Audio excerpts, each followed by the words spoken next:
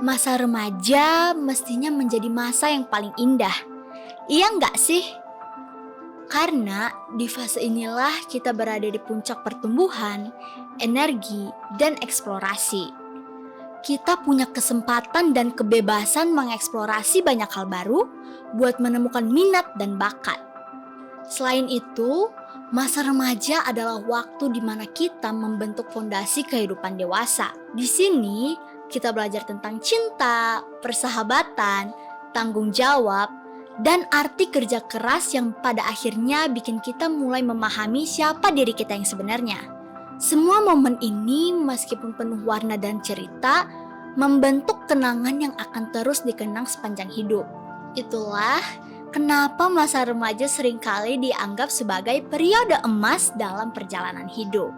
Tetapi masa remaja juga adalah masa transisi dari masa anak-anak menuju kedewasaan yang penuh dengan tantangan, di mana kita dihadapkan dengan berbagai pilihan, keputusan, tanggung jawab, dan konsekuensi yang bisa bikin stres. Dalam beberapa kasus, hal ini bisa mendorong remaja untuk melakukan self-harm. Berdasarkan penelitian Fake and Collins tahun 2009, remaja lebih beresiko tinggi melakukan self-harm dibandingkan dengan orang dewasa. Dan berdasarkan penelitian Fardiba et al. Tahun 2021, menunjukkan bahwa 20,2% remaja pernah melakukan self-harm. Dan 93% diantaranya adalah remaja perempuan. Beberapa waktu lalu di media sosial juga ramai memperbincangkan tentang kasus para pelajar yang melakukan self-harm ini. Beberapa tahun terakhir ini lagi jadi tren di kalangan remaja, khususnya pada siswa sekolah menengah pertama.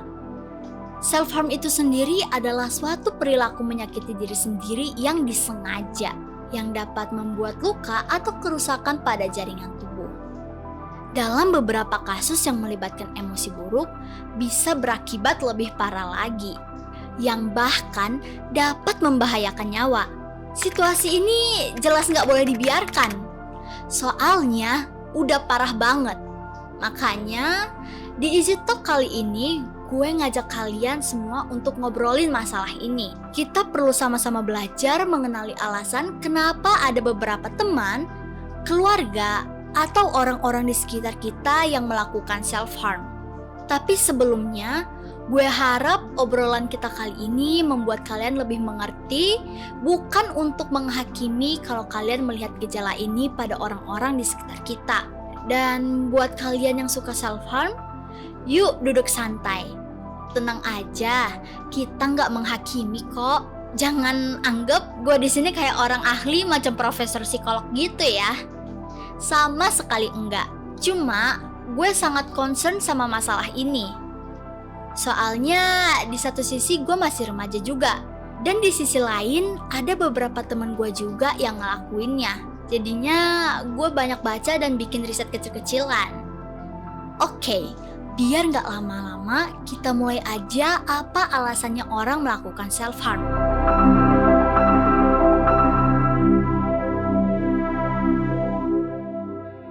Nah, gue mau nanya dulu sama kalian. Pernah gak sih lo ngerasa emosi lo tuh sampai terlalu berat buat ditahan?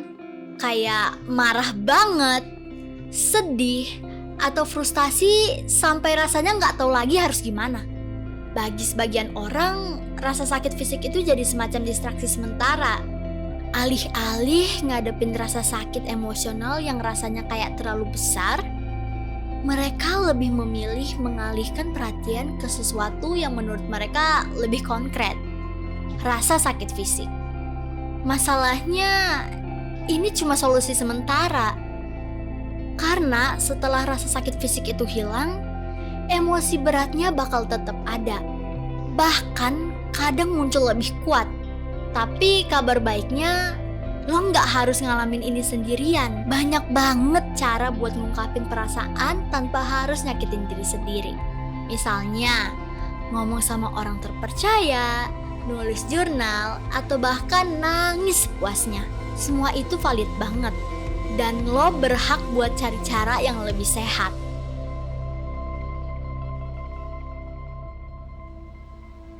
Sebaliknya, ada juga yang self-harm karena ngerasa hampa atau mati rasa.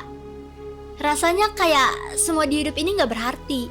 Mereka gak ngerasa marah, gak sedih, tapi juga gak bahagia. Cuma kosong aja. Gue juga pernah sih ada di fase ini. Bener-bener yang kayak hampa aja gitu. Tapi syukur gue masih bisa menghindari hal ini. Gue paham kok rasanya guys. Dan di saat seperti itu, rasa sakit fisik jadi semacam bukti kalau mereka masih hidup, kalau mereka masih ada. Kekosongan ini sering muncul karena kurangnya koneksi, baik sama diri sendiri maupun orang lain. Mungkin karena trauma, kehilangan, atau pengalaman buruk lainnya. Tapi, kalau lo ngerasa kayak gini, coba deh pelan-pelan cari aktivitas yang bisa bikin lo lebih connect sama diri lo sendiri.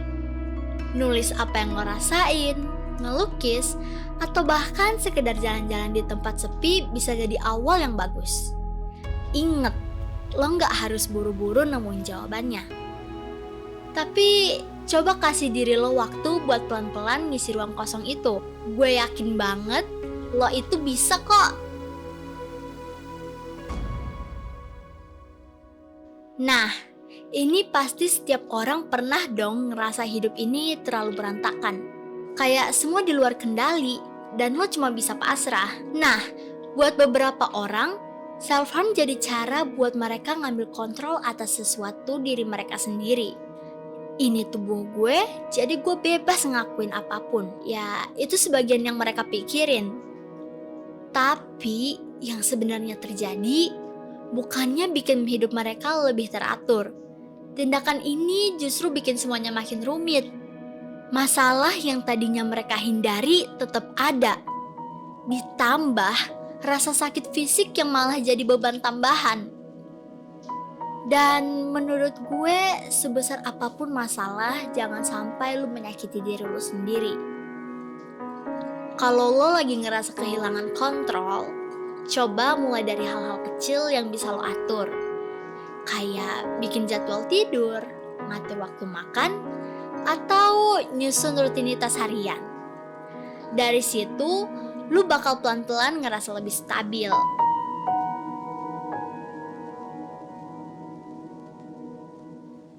Lo pernah nggak ngerasa kewalahan akibat beban yang terlalu besar atau tekanan yang terlalu kuat? Kayak kepala lo penuh sama semua masalah. Buat beberapa orang, self-harm jadi semacam tombol reset. Biarpun menyakitkan, rasa sakit itu ngasih mereka perasaan lega sesaat. Mirip kayak abis nangis keras-keras atau olahraga sampai ngos-ngosan. Tapi ya itu tadi, perasaan lega ini cuma sementara. Begitu selesai, rasa bersalah atau sedih biasanya malah balik lagi. Bahkan lebih parah. Kalau lo sering ngerasa kayak gini, mungkin lo bisa cari cara lain buat ngelepas tekanan. Misalnya, lo bisa coba olahraga ringan, meditasi, atau sekedar cerita sama teman. Kadang, sekecil apapun usaha lo buat ngeredain stres, itu udah bisa jadi langkah besar.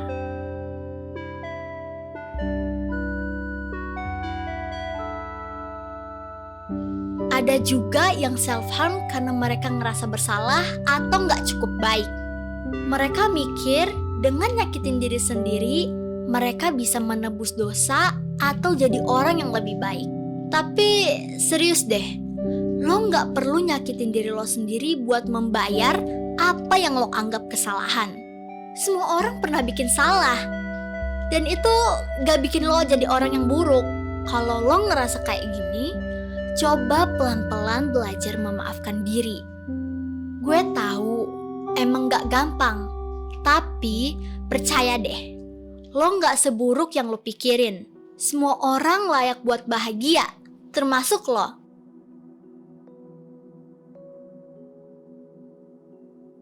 Kadang, perasaan yang terlalu berat itu bikin kita susah banget buat ngomongin apa yang sebenarnya kita rasain. Beberapa orang milih self-harm sebagai cara buat teriak tanpa suara.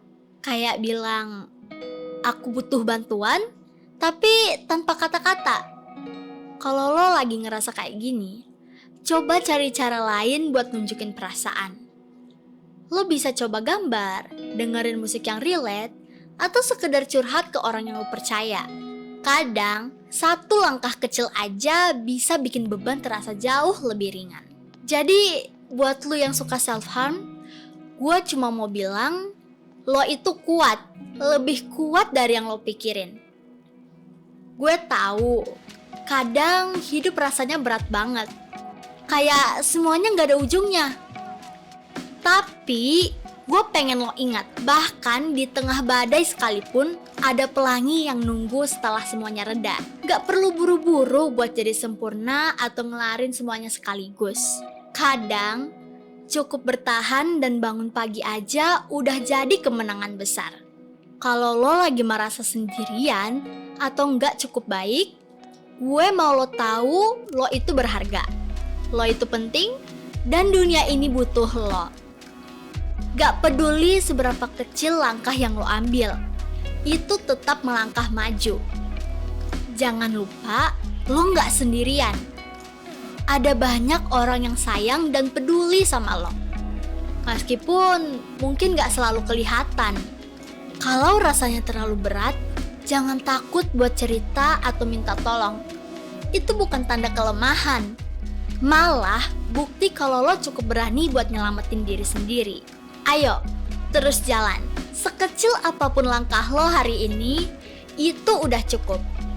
Lo lebih dari sekedar rasa sakit yang lo rasain. Dan lo punya potensi besar buat jadi bahagia. Buat jadi versi terbaik dari diri lo.